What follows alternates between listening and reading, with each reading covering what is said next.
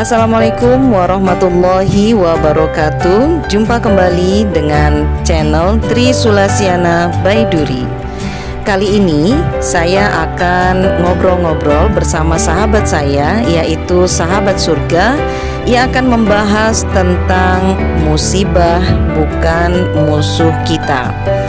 Acara ngobrol-ngobrol ini disponsori oleh Viandra Cake di Pekanbaru bersama sahabat surga. Dalam pembahasan kali ini, kita akan membahas bahwa musibah yang selama ini kita anggap menyeramkan, menyebalkan, atau menghabiskan pikiran kita akan membahasnya kupas tuntas bersama sahabat surga. Tapi sebelumnya, silahkan klik like, share, dan tinggalkan komen Anda, serta subscribe dan bunyikan tanda loncengnya bagi yang baru saja bergabung di channel Tri Sulasiana Baiduri. Juga sediakan teh atau kopi Anda untuk menyimak diskusi bersama sahabat surga. Selamat menyimak. Ya Allah yang telah memberikan kita nikmat hidup, kesehatan, nikmat rezeki, nikmat berkumpul di pada hari ini dalam rangka kajian sahabat surga bersama Ustazah Siti. Tidak lupa pula salawat beriring salam kepada Nabi junjungan kita yang tercinta, yaitu Nabi Muhammad SAW, dengan mengucapkan Allahumma sholli ala Muhammad wa ala ali Muhammad. Mulai aja dulu kajian dulu ya Zah, kepada Ustazah Siti yang terkangen, yang kami kangenin, kami persilahkan. Silakan Ustazah. Baiklah. Bismillahirrahmanirrahim. Assalamualaikum warahmatullahi wabarakatuh. Waalaikumsalam warahmatullahi wabarakatuh. Innal hamdalillahi nahmaduhu wa nasta'inuhu wa nastaghfiruhu wa na'udzu billahi min syururi anfusina wa min sayyiati a'malina may yahdihillahu fala mudhillalah wa may yudlil fala hadiyalah. Asyhadu an la ilaha illallah wa asyhadu anna Muhammadan abduhu wa rasuluh. Rabbis shrahli sadri wa yassir li amri wahlul 'uqdatam min lisani yafqahu qawli amma ba'du. Alhamdulillah wa syukrulillah. Ini di luar dari kebiasaan kumpulnya sahabat surga. Karena kita biasanya malam minggu gitu ya, malam Ahad, malam Senin, malam Minggu atau malam Senin. Tapi kali ini kita berkumpul justru di malam Rabu. Biasanya ini kajian ya, kalau malam Rabu itu di daerah Panam ya, kalau nggak salah. Nah, untuk hari ini ada banyak yang mengalami musibah.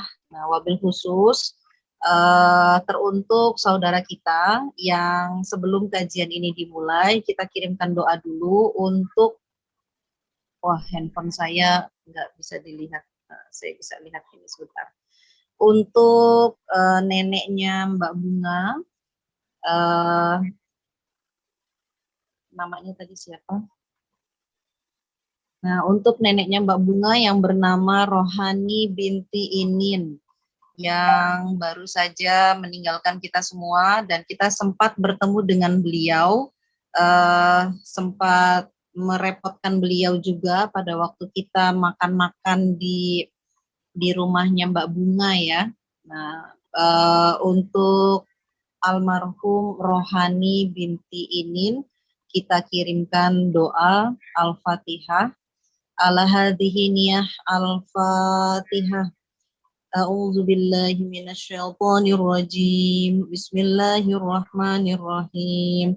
Alhamdulillahirabbil alamin. Arrahmanir rahim. Maliki yaumiddin. Iyyaka na'budu wa iyyaka nasta'in. Ihdinas siratal mustaqim. Siratal ladzina an'amta 'alaihim ghairil maghdubi 'alaihim waladdallin. Amin.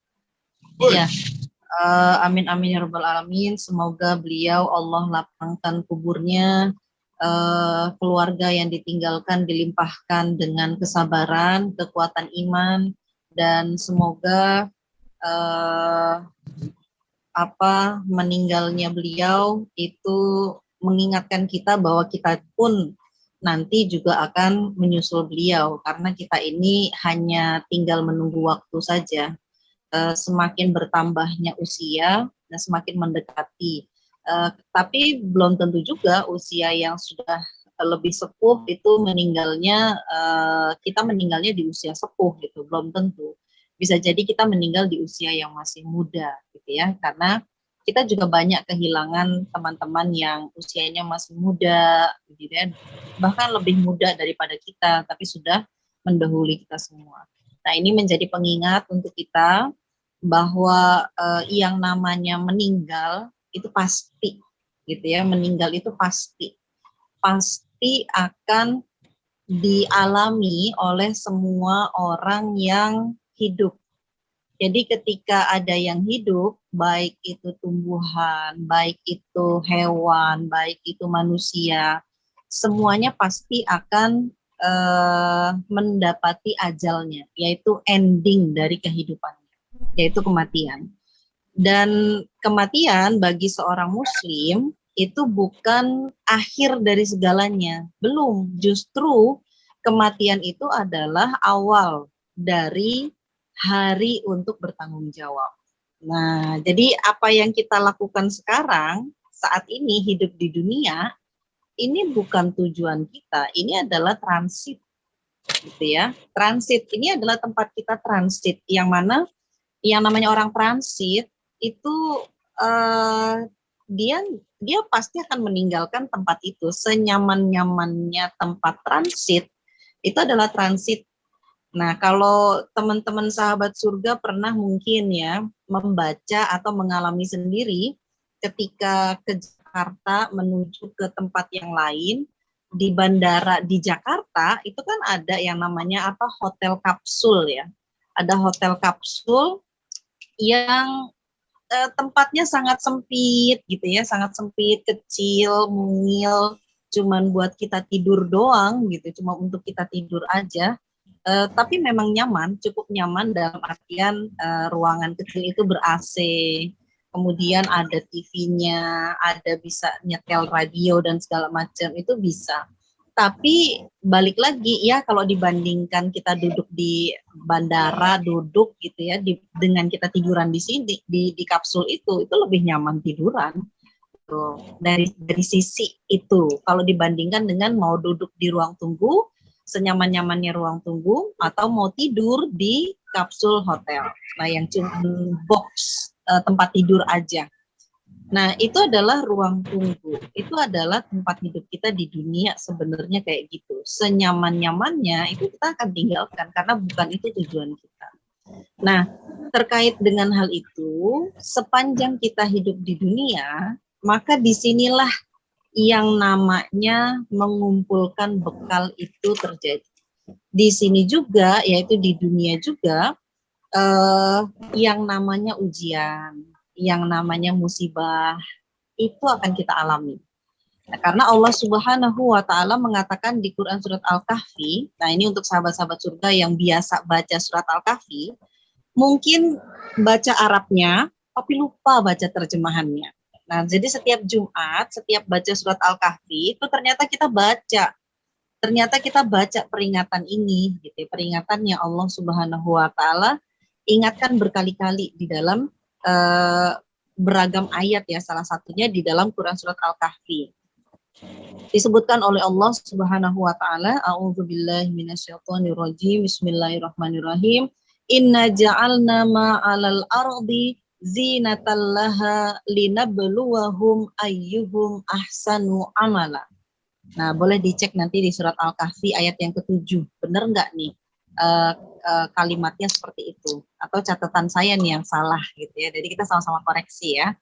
Nah, jadi inna ja'alna, sungguh, kalau inna itu kan sungguh ya. Sungguh ja'alna, kami telah menjadikan. Siapa kami? Nah, di sini itu adalah Allah Subhanahu wa Ta'ala. Kenapa pakai lafaz kami, bukan aku? Ya ini untuk masalah kalau dalam bahasa itu ada sopan-sopanan. Jadi bahasa halus, sopan itu kami nyebutnya, bukan berarti orangnya banyak. Jadi kami, kalau orang Lampung itu kita orang. Nah, kita, padahal dia sendirian aja, tapi dia nyebutnya kita orang. Nah, ini adalah bahasa halus yang jadi Allah ini berbicara dengan bahasa yang halus kepada kita. Jadi inna ja'alna kami, yaitu Allah, telah menjadikan alal ardi, apa yang ada di bumi, zinatan. Zinatan itu perhiasan. Nah kemarin kan sempat bahas soal menutup aurat ya sama Unifemi ya tentang jilbab. Nah itu ada lafaz zinatahunna ala juyubihunna. Nah itu kan perhiasan, tutuplah perhiasan mereka hingga ke batas juyub, ke batas dada. Jadi zinatan itu adalah perhiasan. Dunia ini kata Allah, Allah itu telah menjadikannya sebagai perhiasan baginya.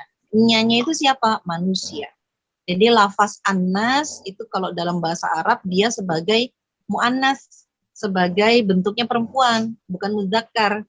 Maksudnya di kalimatnya di sini adalah kata gantinya itu ha, bukan hu. Kemudian linabluwahum. Allah akan linabluwahum, akan menguji mereka, yaitu manusia. Ayyuhum ahsanu amala. Jadi Allah akan menguji mereka, siapakah di antara mereka yang terbaik perbuatannya.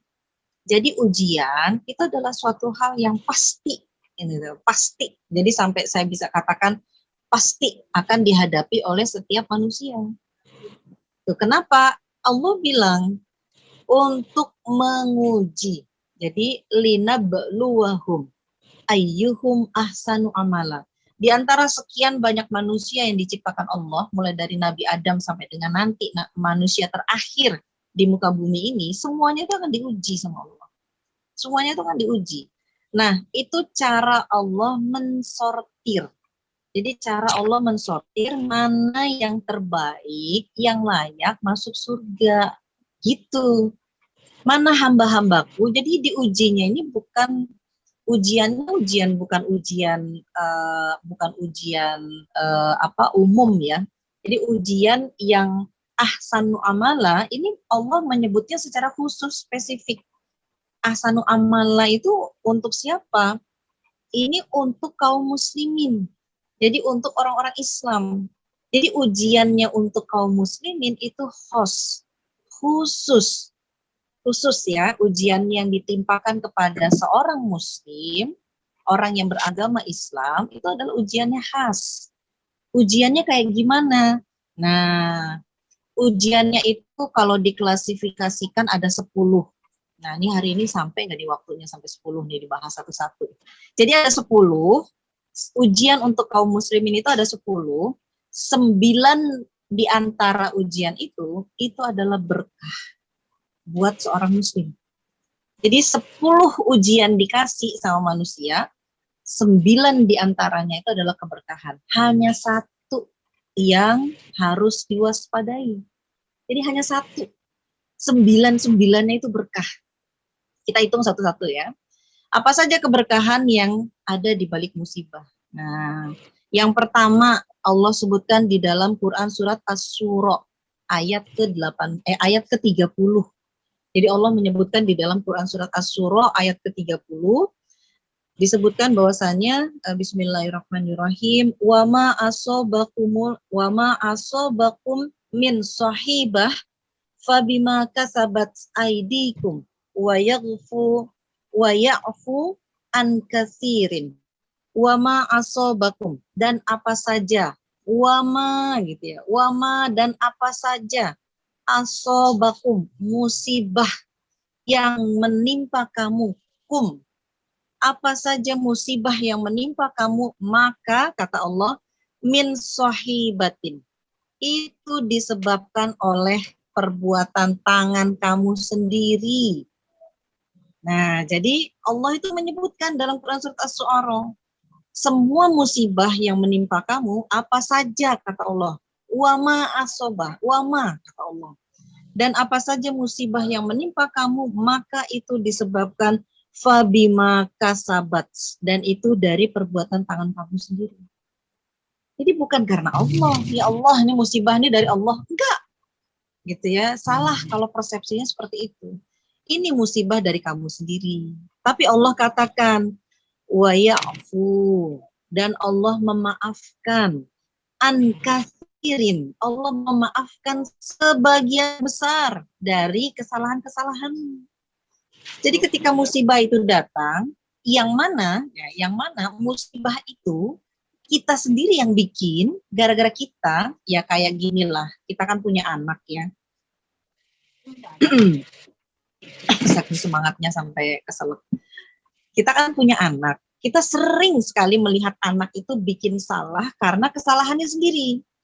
Tuh kan jatuh, jungkat-jungkit sih, ya kan? Ya. Kemudian, nah kan, pecah kan, tadi kan udah dibilang hati-hati. Nah, itu kan hampir 100% kesalahan anak itu adalah, iya memang dia yang melakukannya. Itu gak cuma anak, kita juga begitu. Gitu.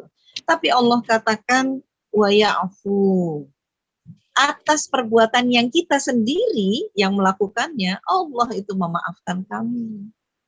Jadi gara-gara musibah yang kita bikin sendiri pun, ya, ini nomor 1 ya, perbuatan yang kita anggap itu adalah musibah dan ternyata itu adalah perbuatan salahnya kita sendiri, mungkin gara-gara maksiat, gara-gara nggak mau taat, itu kan salahnya kita ya, gara-gara yang nggak mau dengerin orang gitu ya, itu salahnya kita. Gara-gara begitu aja, yang salahnya kita, Allah memaafkan kita. Jadi Allah itu memaafkan kita ketika kita ditimpa musibah. Sampai dikatakan di dalam hadis riwayat Bukhari, tidak ada penyakit, kesedihan, bahaya yang menimpa seorang mukmin hingga sebut apa ya kalau bilangnya sebutir ya, hingga tertusuk duri satu gitu ya, yang menusuk dia yaitu manusia, melainkan Allah akan mengampuni kesalahan-kesalahannya dengan semua itu. Jadi musibah itu kalau kena ke kita, gara-gara salahnya kita sendiri, itu Allah memaafkan kita. Jadi luar biasa ya. Nah, sebagian ulama salaf berkata, kalau bukan karena musibah-musibah yang kita alami di dunia, niscaya kita akan datang pada hari kiamat dalam keadaan bangkrut. Karena ternyata salah kita sendiri, dapat musibah gara-gara salah kita sendiri, itu saja Allah memaafkan. Jadi ketusuk duri aja yang gara-gara mata kita meleng lihat di jalanan, ketusuk duri gitu ya sampai kesandung batu, itu Allah menggugurkan dosa kita. Jadi sedikit saja luka yang dialami seorang muslim itu menjadi penggugur dosanya. Tapi dengan catatan, nanti dengan catatan ya, dengan catatan jangan sampai melakukan yang ke-10. Nah, yang 9 ini bisa hangus kalau gara-gara yang ke-10 itu. Tunggu ya penjelasannya ke-10. Ini yang pertama ya. Jadi musibah itu yang pertama bisa menggugurkan dosa karena Allah memaafkan. Kemudian yang kedua, Allah memberikan pahala yang besar di akhirat kepada orang yang terkena musibah. Ini hadis riwayat At-Tirmizi. Manusia pada hari kiamat berangan-angan kulitnya dicabik-cabik ketika di dunia karena iri. Ya. Ustazah, apa yang kedua tadi Ustazah? Yang pertama kan Allah bisa memberikan dosa. Ya. Yang pertama menggugurkan dosa, yang kedua diberikan pahala yang besar. Wah, alhamdulillah ada juri catat. Saya tunggu nanti postingan kesimpulan catatannya di postingan ya. Mana ini Mbak Eda? Biasanya Mbak Eda yang rajin catat. Iya, Kak Eda mana dia ya? Barusan tadi WA baru tuh. Iya nih juru catat saya. Oh, Kak juru Eda catat lagi ada saya. tamu Baiklah. nih mau masuk dia. Sementara digantikan sama Ibu Wali Kota dan Mbak El ini ya, Bu Elma ya. Tuh panjang umur dia. Waalaikumsalam warahmatullahi wabarakatuh. Luar biasa. Kupingnya tajam. Baru disebut udah masuk. Iya, lagi baru ada tamu Ustazah. Oh iya. Ada tamu tuh berkah loh. Kalau tamunya pulang, maka keburukan-keburukan yang ada di rumahnya itu dibawa pulang sama dia. Pasti belum masuk, Bon. Gitu. Yang tertinggal itu keberkahan karena tamu itu Haji datang. izin. berkah. Nah, jadi luar biasa ya. Jangan pegel kalau terima tamu ya. Nah, baik. Kita lanjut ya. Nanti Mbak Eda boleh ngintip catatannya Ibu Wali Kota untuk yang poin pertama.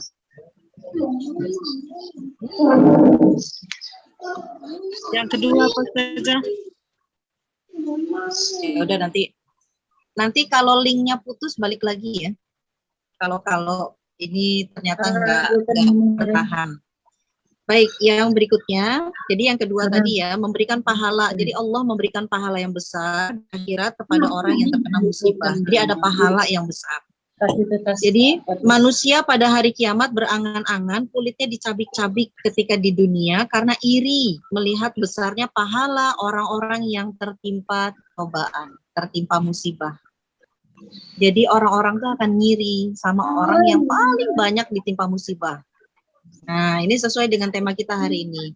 Benarkah musibah itu musuh? Itu Jadi musibah itu bukan musuh. Nah, kita kupas satu-satu.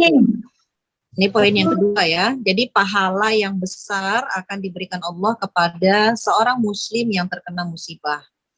Kemudian yang ketiga, Allah Subhanahu wa taala dekat dengan orang yang tertimpa musibah. Jadi Allah itu dekat. Jadi memang ini termasuk kondisi yang makbul saat kita itu berdoa adalah saat kita sedang ditimpa musibah, meskipun tertusuk duri. Makanya kalau lagi tertusuk duri, jangan nyebut macam-macam. Nah, jangan nyebut macam-macam. Kadang kita itu karena kebiasaan dalam kondisi biasa nyebut kata-kata yang macam-macam, yang biasa kalau di TV itu suka dibunyiin tit gitu ya, untuk bercandaan. Nah itu nanti otomatis akan keluar.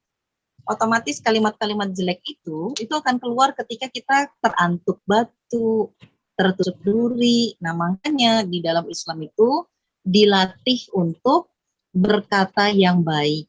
Nah, berkata yang baik atau diam. Jadi meskipun bercanda, itu bercanda jangan dibiasakan berkata-kata yang tidak baik. Nah, jadi mulai sekarang di stop ya kalimat-kalimat, "Ay Raja Gosip." Jangan lagi. Hai laknat, itu jangan. Doa loh itu, meskipun bercanda, karena semua kalimat yang keluar itu adalah doa. Jadi nanti sebut, hai temanku yang solehah, nah gitu. Hai temanku yang bisa membebaskan dari api neraka, nah itu kan doa, itu kan bagus kan. Nah kemudian disebutkan sesungguhnya seorang muslim bila menjenguk saudaranya sesama muslim, maka ia terus-menerus berada di kurfatil jannah. Apa itu kurfatil jannah? Dia akan berada di kurfatil jannah hingga ia pulang atau kembali. Hadis riwayat Muslim. Dijelaskan oleh Rasulullah, kurfatil jannah itu adalah buah-buahan yang dipetik dari surga. Nah, kita itu diibaratkan sedang menikmati buah-buahan yang dipetik dari surga saat menjenguk orang yang sedang tertimpa musibah. Saat nanti kalau keluar lagi masuk lagi aja ya, biar nggak keluar masuk. Dalam hadis qudsi tentang musibah yang dialami oleh seorang muslim dan muslim yang lain menjenguknya, nah ini Allah Subhanahu wa taala sampai memanggil di dalam hadis qudsi yang diriwayatkan oleh Muslim, dikatakan oleh Allah, wahai manusia, si fulan hambaku sakit dan engkau tidak membesuk dia. Sungguh, jika engkau membesuk dia, niscaya engkau mendapati aku ada di sisinya. Nah, jadi kita bisa mendompleng suasana makbulnya doa, suasana keberkahan. Itu adalah justru ketika kita sedang menjenguk teman kita yang sedang mengalami musibah, teman kita yang sedang mengalami sakit. Nah, itu Allah sendiri mengatakan di dalam hadis riwayat Muslim. Jadi kalau ada teman kalian yang sedang sakit, terus nggak dijenguk, itu Allah sampai nanya, kenapa nggak menemui aku? Sama orang-orang Muslim lainnya yang tidak menjenguk temannya tadi. Kenapa nggak menemui aku? Teman kamu kan sedang sakit. Kalau teman kamu sedang sakit, itu aku sedang bersama dia. Nah, Masya Allah ya. Jadi Allah bersama orang yang sedang ditimpa musibah. Itu yang ketiga. Yang keempat, jika dihadapi dengan sabar, musibah akan mendatangkan ridho Allah. Makanya ketika orang tertimpa musibah yang dikomentarin pertama kali oleh orang lain itu adalah sabar ya, sabar. Kenapa? Ya karena memang itu kunci untuk mendapatkan ridhonya Allah. Gak ada lagi. Musibah itu hanya bisa disikapi dengan sabar. Dia itu pasti akan berlalu. Nah, kalau kita nggak sabar, hangus sudah. Karena kenapa yang dihisap itu yang di detik pertama. Di detik pertama itu kita sikapnya gimana? Nah, makanya kalau detik pertama, diem dulu. Ucapkan inna lillahi wa inna ilaihi roji'un. Ucap itu dulu, diem dulu. Nanti kalau mau apa bahasanya nyerepet gitu ya, nyerepet. Kalau bahasanya mau agak ngomel dikit gitu ya, itu jangan di detik pertama, itu nanti aja. Ya ampun ini kenapa bisa kena seperti ini? Nah itu nanti, gitu, nanti. Yang penting pertama itu ketika kena musibah, nyebut dulu, sabar dulu, gitu. Nah dikatakan dalam hadis riwayat Tirmizi, sesungguhnya besarnya pahala tergantung cobaan. Jadi semakin besar pahala, semakin besar juga cobaannya. Dan sungguh Allah jika mencintai suatu kaum, maka Allah memberikan mereka ujian. Siapa yang ridho terhadap ujian tersebut, baginya keridhaan Allah. Sebaliknya, siapa yang murka, maka baginya kemurkaan Allah.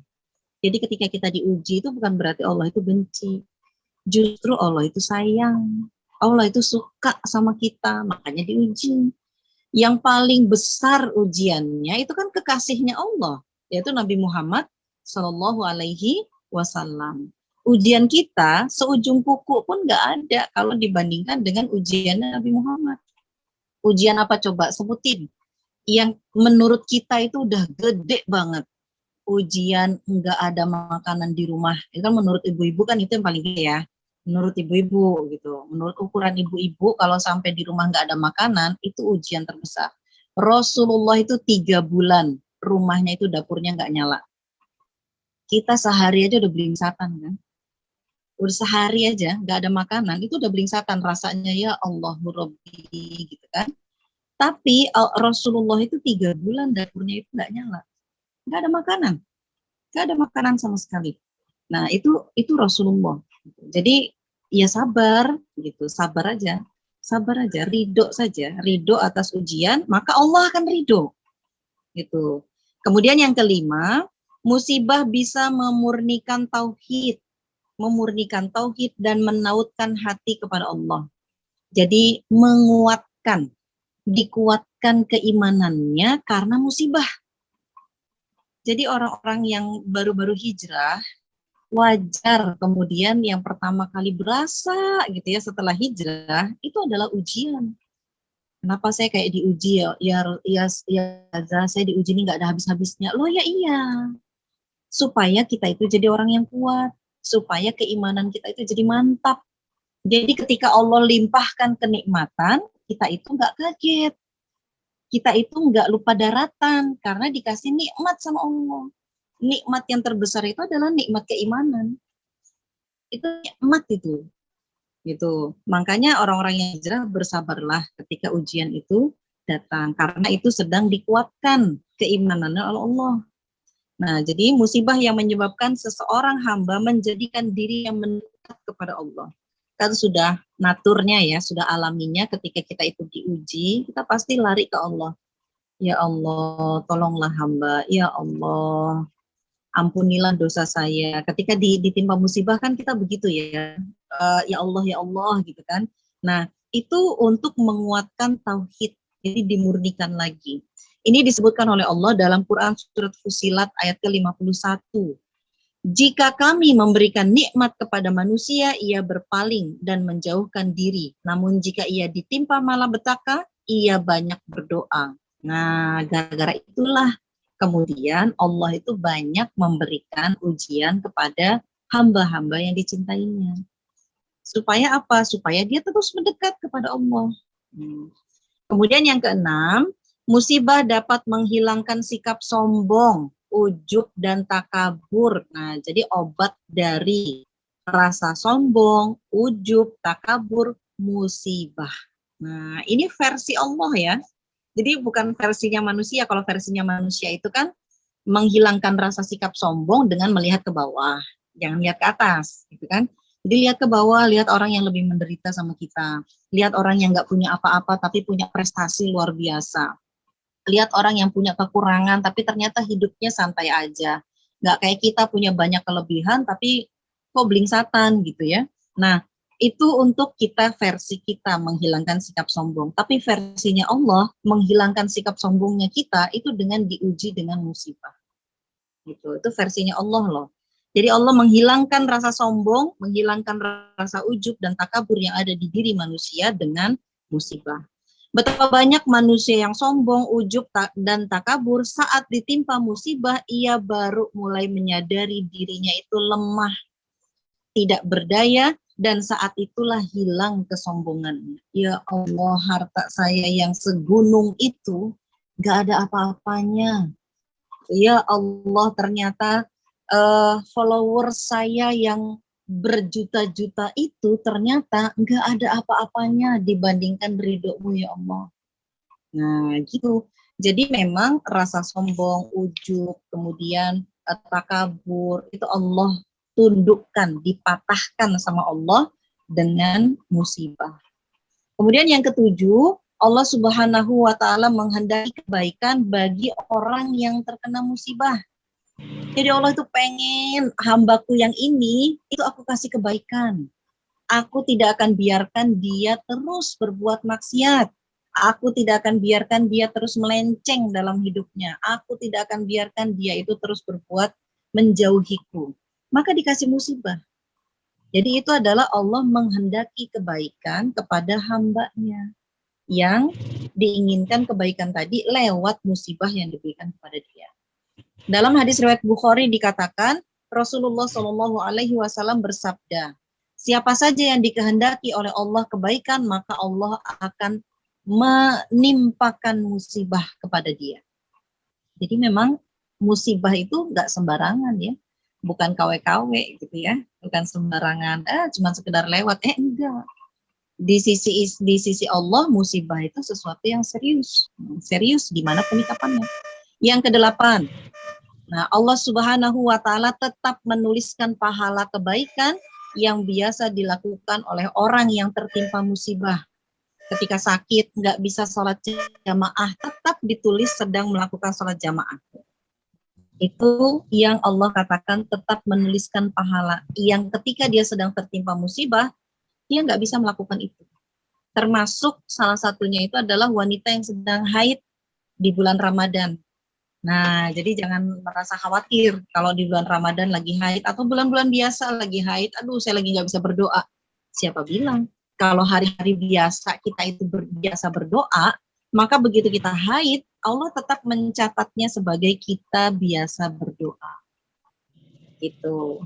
Jadi tidak seorang pun yang ditimpa bala pada jasadnya, melainkan Allah memerintahkan kepada para malaikat untuk menjaga dia, seraya berfirman kepada malaikat itu, tulislah untuk hambaku siang dan malam amal soleh yang biasa ia kerjakan selama ia masih dalam perjanjian denganku, selama dia masih beriman kepada Allah. Hadis riwayat Ahmad, itu yang dikatakan perjanjian. Perjanjian itu syahadat. Syahadat itu kan perjanjian ya. Asyhadu an la ilaha illallah wa asyhadu anna Muhammadar Rasulullah. Itu perjanjian dengan Allah. Kemudian yang kesembilan, terakhir untuk keberkahan. Musibah bisa makin menanamkan rasa takut kepada Allah, dan dengan rasa takut itu orang yang terkena musibah bisa semakin mentaati seluruh perintah Allah dan menjauhi larangannya. Jadi itu yang terakhir, rasa takutnya kepada Allah itu semakin besar, dan dengan ketakutan itu dia semakin banyak melakukan ketaatan. Itu sembilan keberkahan di balik musibah. Hanya satu yang harus kita hindari dan harus kita waspadai. Apa itu? Yang nomor 10. Nah, nomor 10 ini adalah musibah yang harus bahkan layak untuk ditangisi. Musibah yang mana? Umar bin Khattab menyebutkan, jadi Umar bin Khattab menyebutkan, bagi Umar, rusak dan hilangnya kenikmatan dunia tidak seberapa dibandingkan bila keimanan dan ketaatan pada Allah yang rusak apalagi hilang. Makanya Umar bin Khattab itu nggak ada takut-takutnya. Ditimpa panceklik, nggak takut ya. Ditimpa dengan harta, kekayaan, ditaklukannya Persia, di kakinya Umar bin Khattab.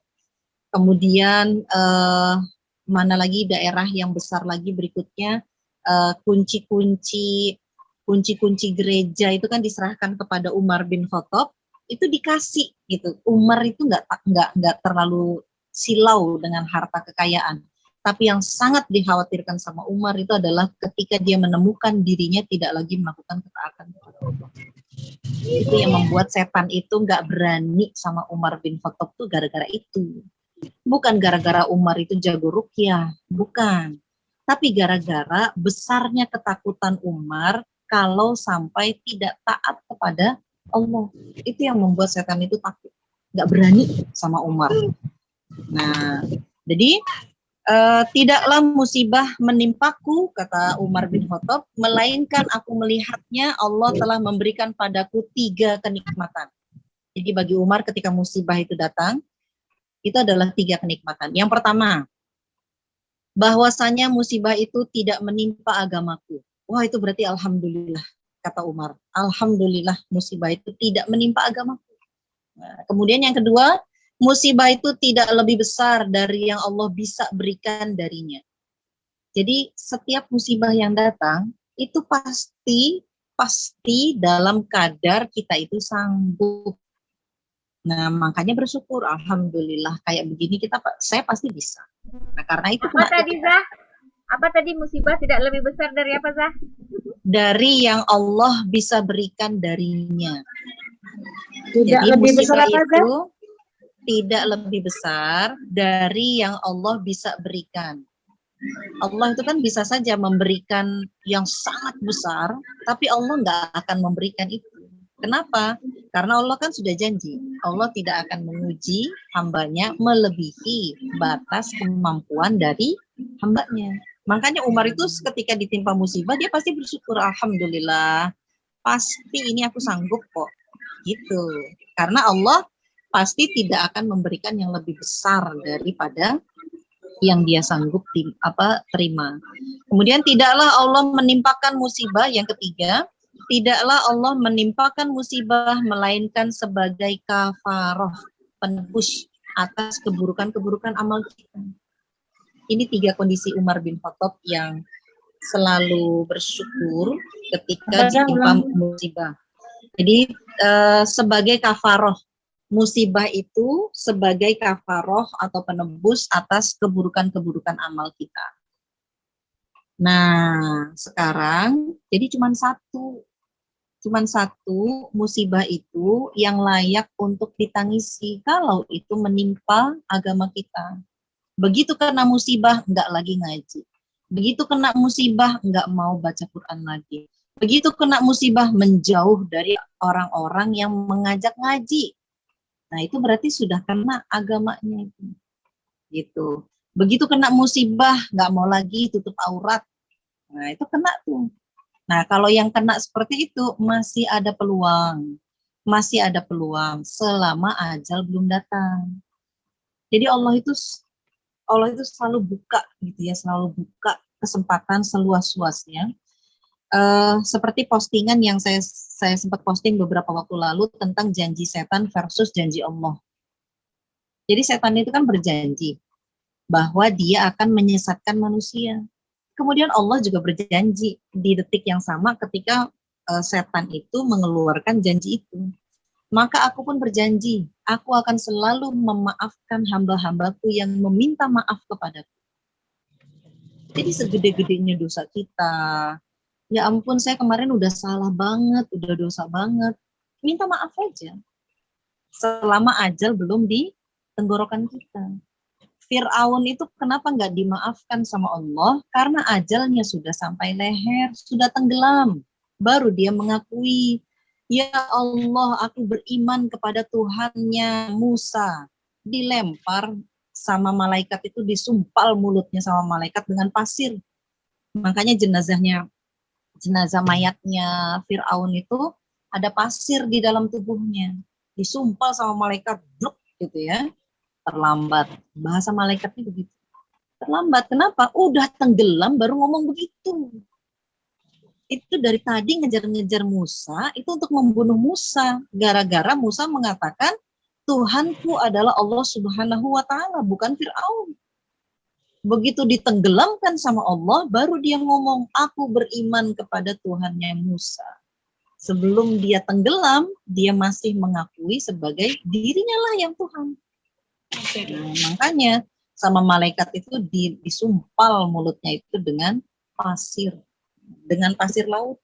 Nah, luar biasa kan.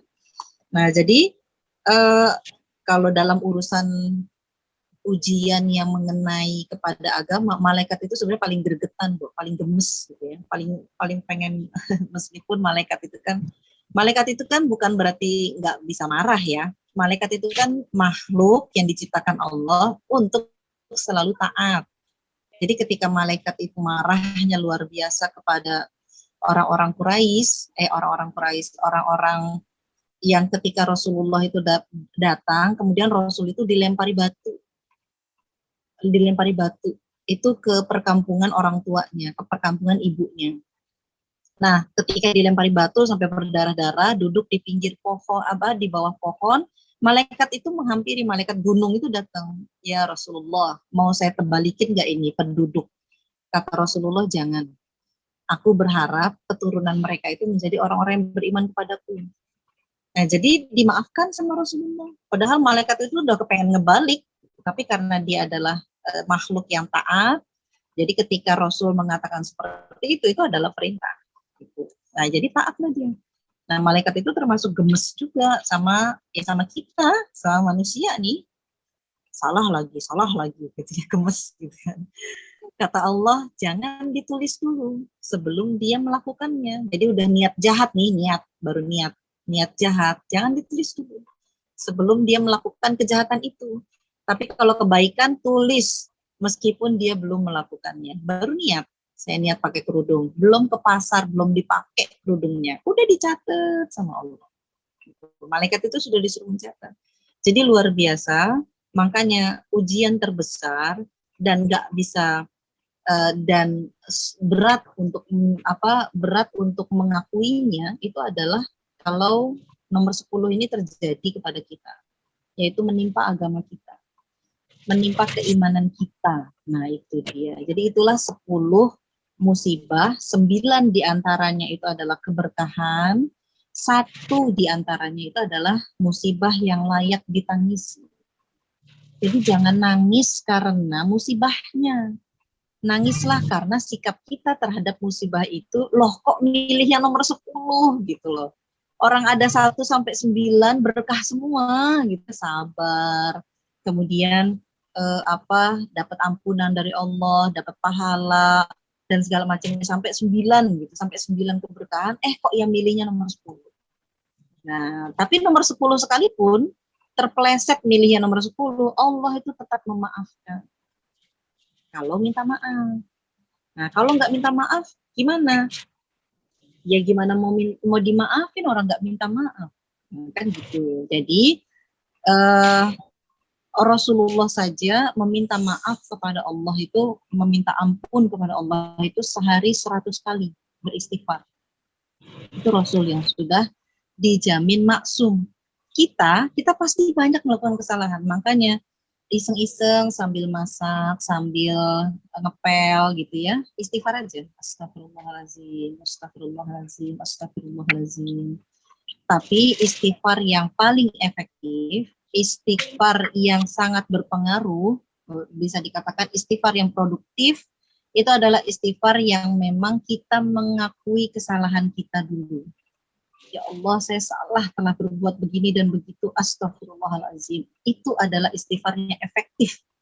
Nah, kalau bukan seperti itu adalah istighfar sebatas zikir. Sebatas zikir. Tapi kalau istighfarnya dia mengakui kesalahan, kemudian dia beristighfar, nah itu adalah istighfar yang efektif seperti itu. Nah, itu adalah 10 musibah. Kalau sudah ternyata dalil-dalilnya menyebutkan seperti itu, lantas apakah tepat dikatakan musibah itu adalah musuh? Ternyata enggak. Dan memang musibah itu bukan musuh. Ustazah mau Musibah bertanya, itu nomor ya 5 musibah bisa menguatkan tauhid. Dasar ayatnya Al-Quran berapa, Ustazah? oh ya, sebentar ya. Fusilat ayat ke-51. Mursilat. Fusilat ayat ke-51. Ya. Jadi dari 9 keberkahan yang Allah berikan, ternyata musibah itu adalah sahabat terbaiknya orang muslim. Bukan musuh. Yang musuh itu setan.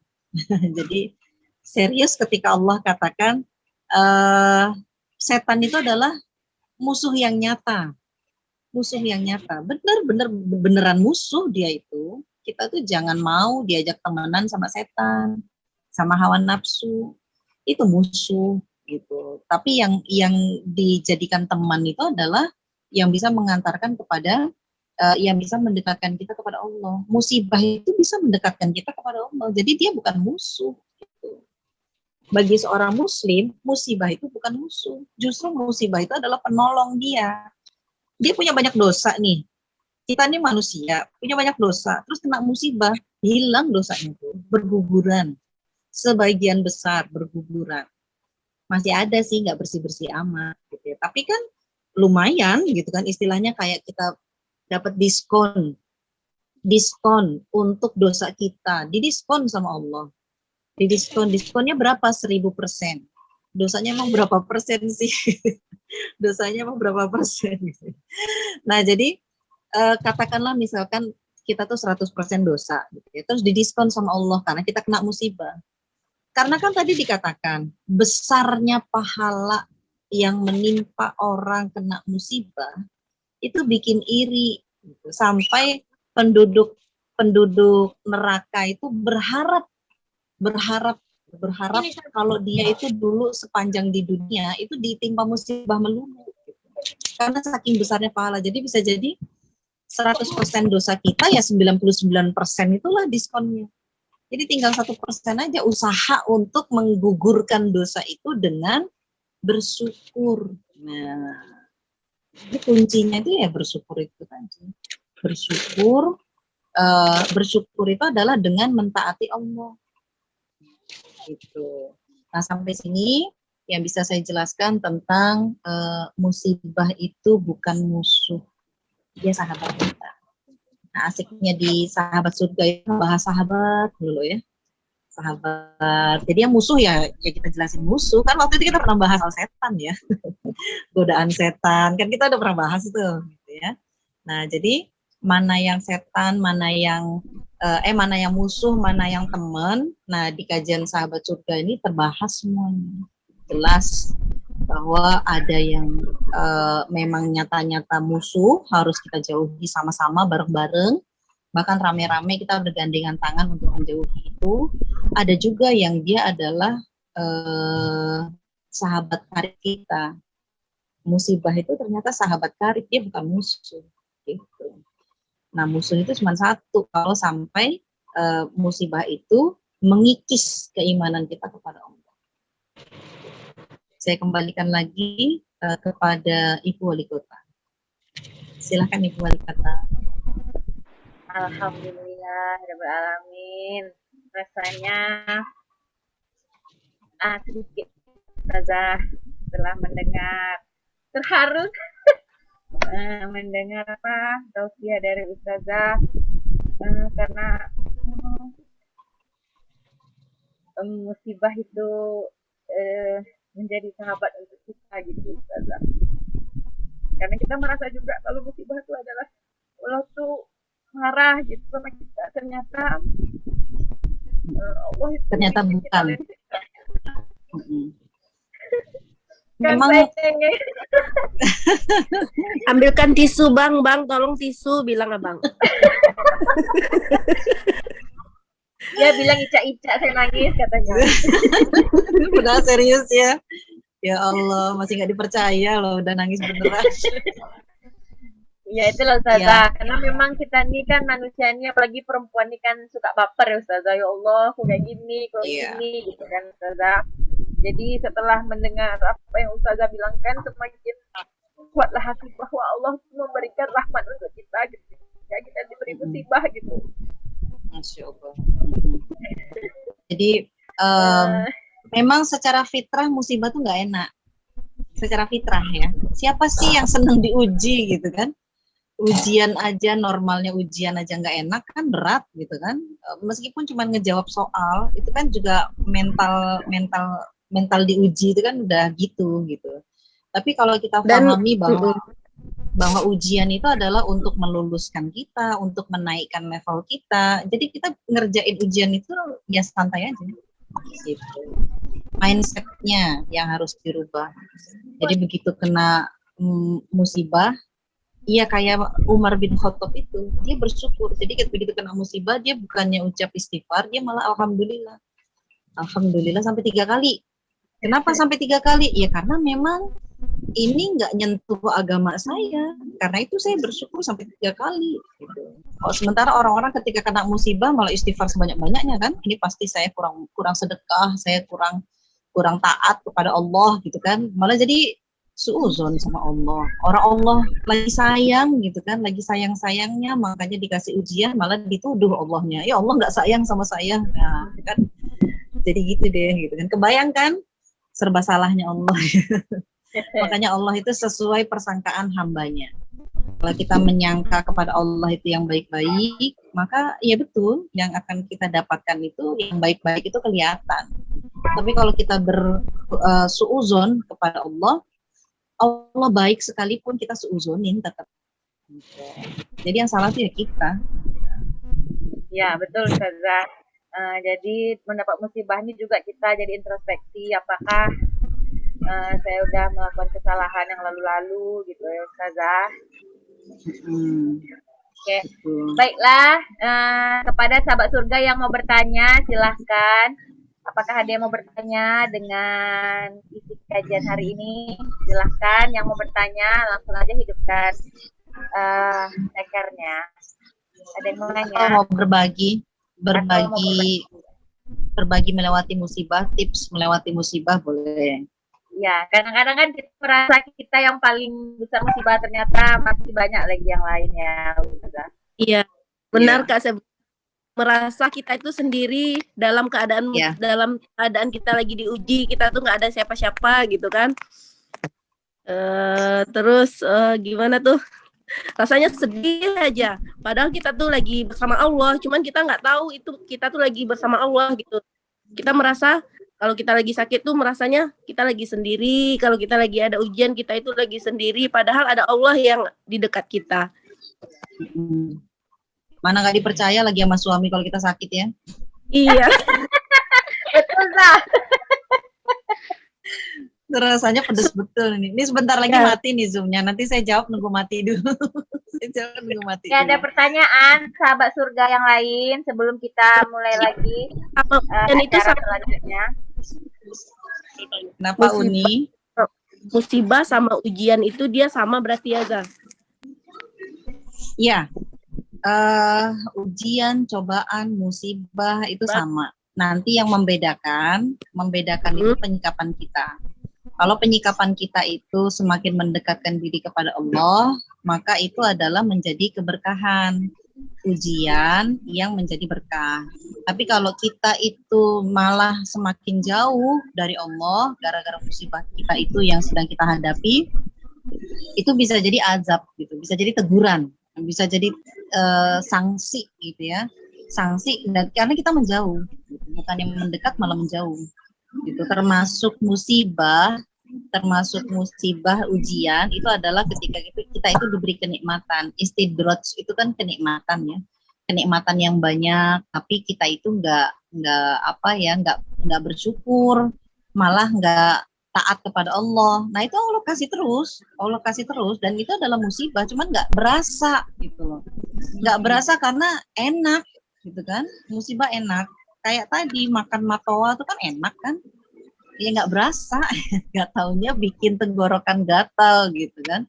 Ya itulah yang nikmat itu belum tentu gitu, belum tentu itu adalah sebuah kenikmatan kalau justru dengan kenikmatan itu malah membuat kita jauh dari Allah gitu. Jadi ketika yang pahit-pahit, yang sedih-sedih tapi justru membuat kita dekat kepada Allah, intinya itu baik nikmat maupun musibah maupun kepedihan yang pahit-pahit tadi, kita itu tetap harus dekat sama Allah biar nggak jadi istidroj, biar nggak jadi azab, biar nggak jadi sanksi dari Allah, dikasih hukuman gitu ya.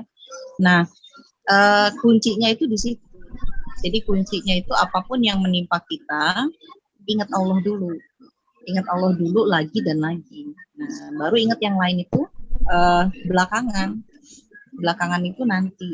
Nah, jadi kayak tadi tuh yang dibilang sama Uni Femi kan, begitu kenapa kita ngerasa sendirian? Bisa jadi karena ini juga disebutkan di salah satu hadis qudsi ya. Disebutkan bahwa saya lupa hadis qudsi atau hadis bukan hadis qudsi. Ketika Allah itu menjauhkan orang-orang lain dari menolong kesusahan kita, nggak ada yang bisa nolong kita, padahal kita itu perlu banget ditolong, itu berarti Allah yang ingin menolong kita langsung. Jadi hanya Allah yang ingin menolong kita, makanya yang lain itu dijauhin sama Allah. Jangan kasih pertolongan. Aku yang akan menolong hamba yang ini. Gitu. Nanti kita akan ngerasain sendiri. Saya tinggal nunggu satu saja, kata Allah. Tinggal nunggu satu saja.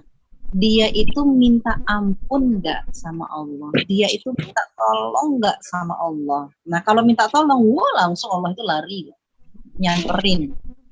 Gitu. Cuman kan kita kadang gengsi, udah langsung mungkin ini gara-gara dosa saya nih Allah kayak begini. Ya inilah Allah negur saya, kan gitu kan, kayak tadi Mbak Sebrina bilang, kirain Allah itu marah sama saya. Kirain marah, makanya kita itu dikasih ujian kayak begini. Nggak taunya ternyata Allah itu sayang. Musibah itu bukan berarti Allah itu benci.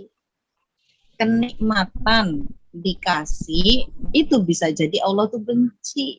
Tapi kalau musibah enggak. Musibah itu pasti Allah itu ingin hal baik itu terjadi pada kita. Terbalik kan? Terbalik. Jadi kalau yang nikmat-nikmat itu harus waspada. Saya ini udah hidup enak, semuanya terpenuhi. Nyaman betul. Nah itu bisa jadi melalaikan. Nah kayak saya di Pekanbaru itu enak gitu, enak apanya? Enak dakwahnya. Wah itu asik luar biasa. Wah ngisi sana ngisi sini sampai rasanya pengen tarik nafas gitu ya. Nah Uni Femi ngerasain nih sekarang nih jadi ustazah. Jadi kok gini ya gitu kan, maksudnya kok kayaknya luas banget gitu loh, luas banget yang namanya dakwah itu, peluang dakwahnya besar banget. Begitu saya ke Madiun ya, begitu saya pindah ke Madiun, saya agak bengong gitu. Saya masih meraba-raba apa yang bisa saya lakukan di sini. Saya sudah sebulan gitu ya, sudah 1 bulan di Madiun, tapi saya masih belum menemukan peluang untuk saya itu bisa berdakwah seperti waktu saya berdakwah di Pekanbaru. Saya nggak menemukan itu. Saya menemukan peluang itu ketika saya baru pindah dari Kalimantan ke Pekanbaru. Saya bisa mengulang kembali apa yang saya lakukan di Kalimantan, bahkan lebih baik. Lebih banyak lagi peluang berbuat dakwah itu di Pekanbaru. Tapi ketika di Madiun saya belum. Nah ini saya harus gimana? Apakah saya harus balik lagi ke Pekanbaru? Itu kan maunya sahabat surga ya. Maunya sahabat surga balik lagi ke Pekanbaru. Bukan gitu. Tapi saya harus nunggu, saya harus mencari. Saya harus cari lagi peluang-peluang untuk dakwah di Madiun itu apa. Bukan dengan gaya di Pekanbaru kayaknya nih, kalau di Madiun saya harus pakai gaya apa? Apakah gaya saya yang di Jakarta ataukah gaya saya yang di Kalimantan? Nah, saya masih mencari itu ketika di Madiun. Makanya saya ketika dapat undangan ngisi gitu ya dari sahabat surga, Ustazah Titi kosong, insya Allah off. Meskipun malam-malam kan biasanya saya ngantuk-ngantuk gitu ya, karena saya kangen gitu. Saya kangen ngisi pengajian sama teman-teman gitu ya. Nah, aduh, gitu. Kangen gitu pengajian kayak Mbak Sebrina lah, kangennya kayak gitu kira-kira. Banget gitu kan. Tapi insya Allah yang namanya dakwah itu kan selalu ada peluangnya. Tinggal sayanya. Semua itu tinggal di saya. Saya itu mau nggak berdakwah dengan gaya yang berbeda ketika saya di Madiun. Saya mau nggak, begitu juga ketika kita semua diuji gitu. Mau nggak kalau diuji itu jadi makin taat sama Allah. Bukan menuduh Allah untuk jadi macam-macam gitu. Jadi bukan menuduh Allah itu jadi nggak suka sama kita, benci sama kita, bukan. Tapi justru musibah itu mau nggak kita itu tenang aja dengan musibah ini, tenang aja. Tapi pegang Allah aja. Iya, teorinya sih gampang Ustazah. Teorinya gampang. Ngelewatin hari pertama, hari kedua, hari ketiga, seminggu, 2 minggu, sebulan, 2 bulan. Itu emang berat. Dan semakin berat kan tadi dikatakan, semakin berat musibahnya, semakin berat ujiannya, pahalanya semakin besar. Gitu. Jadi ya memang betul-betul Allah itu cuma minta satu, sabar aja. Sabar. Kalau lagi kebawa emosi ya bawa istighfar. Gitu, bawa istighfar. Makanya enak punya sahabat surga tuh, kalau lagi agak sepaneng-sepaneng gitu ya, tahu-tahu ayo Ustazah ngisi kajian, ini kan yang saya juga lagi punya masalah itu. Gitu. Lagi punya masalah yang sama, disuruh ngisi kajian tentang itu lagi. Masya Allah. Ya sudahlah gitu kan, ya ini evaluasi muhasabah buat saya juga gitu. Kalau kayak gini nggak bisa sembarangan gitu kan. Alhamdulillah malam ini rame ya sahabat surga yang join. Hai Mega. Hai Mbak Iro. Belum. Mbak Iro. Udah ngomong-ngomong gak taunya mic-nya belum dibuka. Nah jadi lanjut lagi ya. Jadi beruntung ketika kita mendapatkan musibah, kita dikelilingi oleh orang-orang yang bisa mengingatkan kita. Segera balik lagi gitu ya, segera balik lagi, segera sabar lagi gitu ya, karena memang musibah ini kadang cuman sehari, kadang juga bisa beberapa tahun. Nah jadi musibah itu tergantung Allah mau uji kita berapa lama. Makanya beruntung ketika kita memiliki teman-teman yang bisa mengingatkan kita kepada terus melakukan ketaatan kepada Allah. Punya pasangan hidup gitu ya, itu kan sahabat terdekat kita ya, sahabat satu-satunya lawan jenis yang bisa ngebantu kita untuk ngingetin kalau kita lagi hilaf gitu. Itu beruntung itu, kalau kayak gitu ya jangan dijauhin. Nah jadi ini adalah satu kondisi yang kita itu nggak bisa ngelewatin musibah itu sendirian, nggak bisa, karena kita kalau sendirian, kayak tadi yang Uni tanya itu, gimana kalau lagi sendirian terus ngerasa nelongso gitu ya karena sendirian. Ya kalau kita sendirian nanti rasanya begitu. Bisa jadi Allah memang ingin menolong kita sendirian. Tapi ketika kita punya musibah, kita dapat musibah, terus kita itu punya sahabat-sahabat yang bisa mengingatkan kita untuk terus taat, itu dua jadinya double gitu. Jadi kita diingatkan untuk terus sabar, bisa melewati ini, dan kita juga ditolong sama Allah. Nah, itu jadi dua itu di situ. Gitu.